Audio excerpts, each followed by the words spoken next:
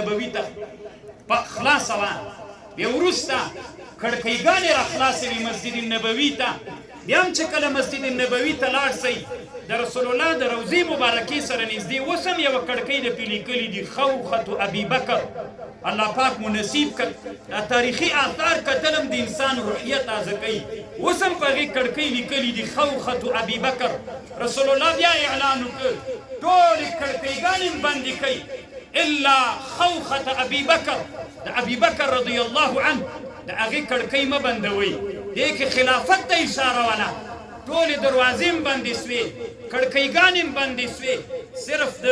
علي د ابوبکر صدیق رضی الله عنه کړکۍ خلاصه سوه خلافت ته اشاره وله امام سیوطي په دې باندې یو بحث هم کړی ابن حجر رحمه الله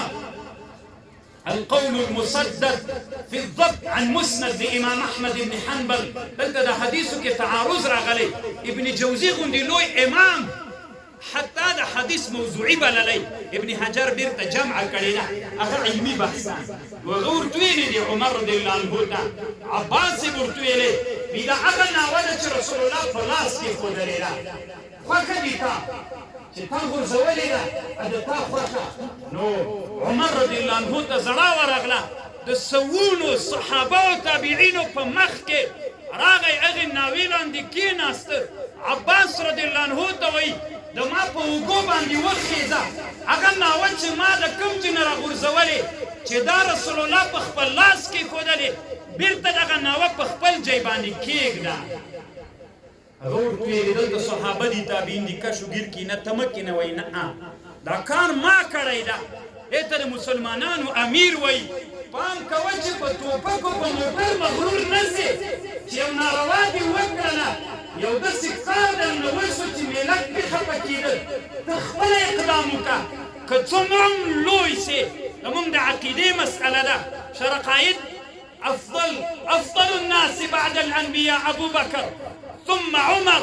ثم عثمان ثم علي دویمه مرتبه لري پس انبیاونه کېناسته عباس صاحب په صحابو کې عمر و عباس رضی الله عنهما